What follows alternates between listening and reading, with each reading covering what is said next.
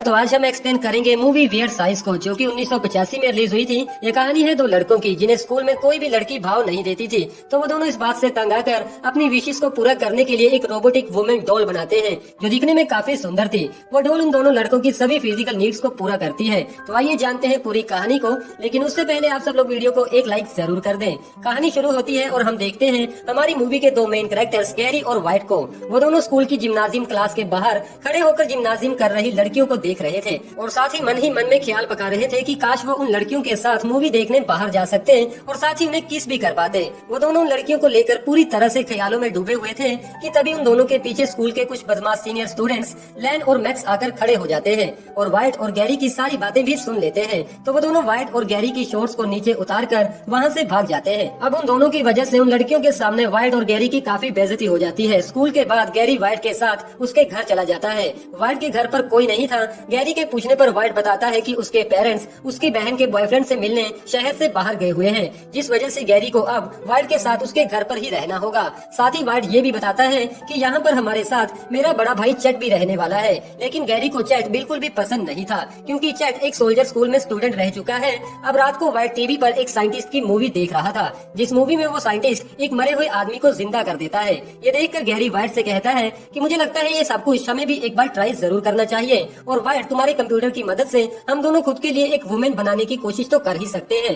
Gary के काफी force करने पर व्हाइट उसकी बात को मान जाता है। व्हाइट सभी कंप्यूटर एलिमेंट्स को जोड़कर एक वुमेन डॉल का डिजाइन बनाने लगता है। उस डॉल के फेस और बॉडी के लिए गैरी कुछ मैगजीन पिक्चर्स को सिलेक्ट करता है, लेकिन व्हाइट देखता है कि उस डॉल को रियल लाइफ में लाने के लिए इलेक्ट्रिसिटी पावर काफी कम है। तो वो दोनों इलीगल तरीके से पावर प्लांट से पावर को चोरी करते हैं, लेकिन ऐसा करते ही उनका कंप्यूटर आउट ऑफ कंट्रोल हो जाता है। सभी इलेक्ट्रिसिटी वाली चीजें टूटने लगती है। कंप्यूटर बंद न होने पर गैरी व्हाइट का कंप्यूटर तोड़ देता है। इन सब से बचने के लिए वो दोनों टेबल के नीचे छिप जाते हैं, लेकिन तभी कमरे के साथ वाले स्टोर रूम का दरवाजा टूट जाता है, जिसके अंदर से निकलती है उन दोनों की ड्रीम गर्ल, यानी कि उनकी बनाई हुई रोबोटिक वुमेन। लेकिन उन दोनों को अभी भी इस बात पर यकीन नहीं था, लेकिन वो डॉल दिखने में काफी ज्यादा सुंदर थी। वो उन दोनों से पूछती है कि सबसे पहले तुम दोनों क्या करना चाहोगे। तो वो दोनों उसे लेकर बाथरूम में चले जाते हैं और एक साथ नहाने लगते हैं। वो डॉल उन्हें कहती है तो तुमने मुझे बनाया है, और इस बात के लिए उन्हें थैंक्स भी बोलती है।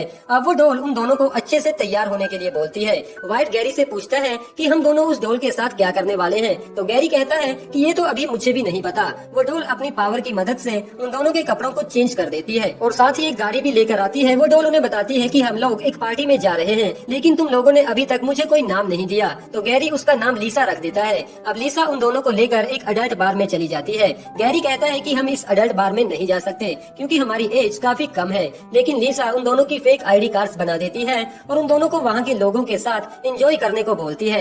गैरी यहाँ पर काफी ज्यादा ड्रिंक कर लेता है। वापस घर पहुँचने पर व्हाइट देखता है कि चैट घर पहुँच चुका है, तो वो लीसा को कहीं छिपने के लिए बोलता है। व्हाइट के लेट घर आने पर चैट उसे काफी ज्यादा डांटने लगता है और मॉम डैड से इस बात को छिपाने के लिए व्हाइट से कुछ पैसे भी मांगता है। लेकिन नशे की हालत में गैरी चैट को काफी ज्यादा बुरा भला बोलता है। व्हाइट गैरी को लेकर अपने कमरे में चला जाता है। गैरी को कमरे में छोड़ने के बाद व्हाइट बालकनी में लीसा को अपने पास बुलाता है। लीसा व्हाइट को रिलैक्सिंग फील देने के लिए उसे एक किस भी करती है और उसे समझाती है कि तुम्हें अपनी लाइफ को खुलकर जीना चाहिए। जिसके बाद वो दोनों एक दूसरे के साथ इंटीमेट भी होते हैं। अगली सुबह वो दोनों देखते हैं कि कमरे का सारा टूटा हुआ सामान फिर से ठीक हो चुका है। तो उन दोनों को लगता है कि शायद कल रात जो भी हुआ वो सिर्फ एक सपना था। तभी गैरी देखता है कि व्हाइट ने लीसा के कपड़े पहने हुए थे और किचन में लीसा उन दोनों के लिए ब्रेकफास्ट तैयार कर रही थी। तो व्हाइट लीसा से कहता है कि मैं नहीं चाहता कि तुम्हें चैट देखे। तो चैट के किचन में आने से पहले ही लीसा वहाँ से चली जाती है, लेकिन लड़कियों वाले कपड़े देखकर चैट व्हाइट को डांटने लगता है। ये सब कुछ लीसा भी सुन लेती है। दोपहर को वो दोनों लीसा के साथ शॉपिंग मॉल में चले जाते हैं।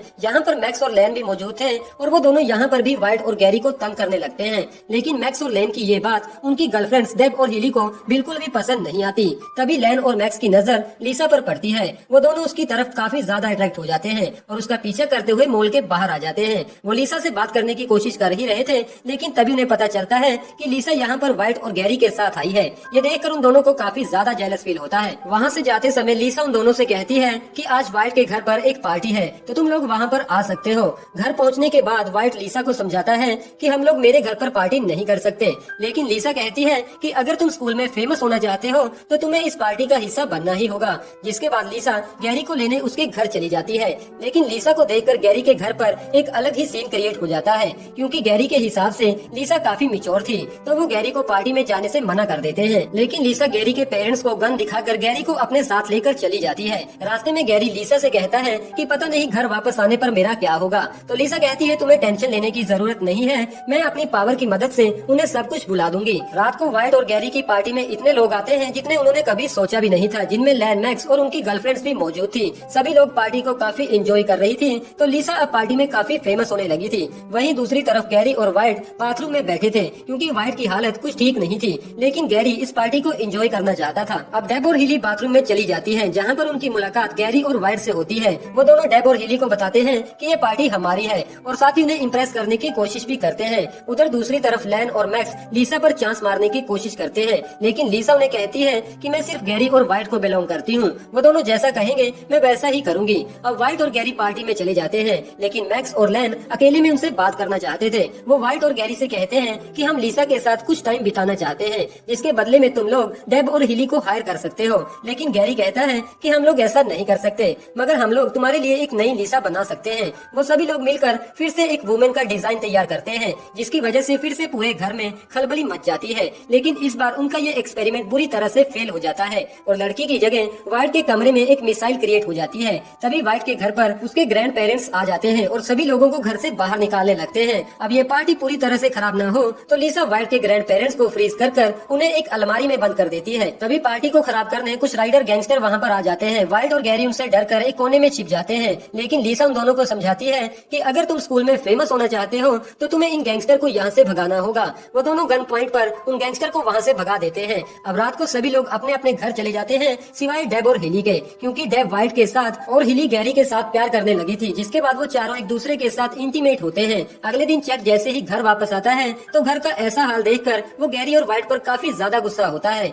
वाइट चैट से कहता है कि इन सब के बारे में तुम लीसा से पूछ सकते हो। लीसा गैरी और वाइट को डेब और हिली को उसके घर छोड़ने के लिए बोलती है। उनके वहाँ से चले जाने के बाद लीसा चैट से कहती है कि तुम्हें अपने भाई वाइट के साथ ऐसे पेश नहीं आना चाहिए। तो वो लीसा के साथ भी बदतमीजी करने की कोशिश करता है, लेकिन लीसा चैट को एक बड़े से फ्रॉग में बदल देती है। अब वाइट और गैरी डेब और हिली से प्यार करने लगे थे, तो वो दोनों फैसला करते हैं कि हमें इस बारे में लीसा को बता देना चाहिए। ये बात बताते ही लीसा इमोशनल होकर उन्हें कहती है कि यही सब कुछ तो मैं चाहती थी, अब तुम दोनों अपनी लाइफ को अकेले एंजॉय कर सकते हो। इन सब के बाद लीसा एक आखिरी बार उन दोनों से गले मिलती है और वहाँ से कहीं गायब हो जाती है। उसके जाने के बाद सब कुछ नॉर्मल हो जाता है, जिसके बाद वाइट के पेरेंट्स भी वापस घर आ जाते हैं और उनका घर बिल्कुल वैसा ही था जैसा वो लोग छोड़कर गए थे। अब वाइट और गैरी वाइट के पेरेंट्स से मिलते हैं, जहाँ पर हमारी ये मूवी खत्म हो जाती है। वेल दोस्तों, कैसी लगी आपको ये वाली मूवी? कमेंट द्वारा अपना कीमती सुझाव हमें जरूर दीजिएगा और अभी तक वीडियो को लाइक न किया हो तो वीडियो को एक लाइक जरूर कर दें। और हाँ दोस्तों, ऐसी ही मूवीज के हिंदी में अपडेट्स पाने के लिए आप हमारे चैनल को भी जरूर से सब्सक्राइब कर लें, जो कि बिल्कुल फ्री ऑफ कॉस्ट है, लेकिन साथ में बेल आइकन को दबाना ना भूलिएगा, जिससे कि आपको रेगुलर अपडेट्स मिलते रहेंगे। Thank you.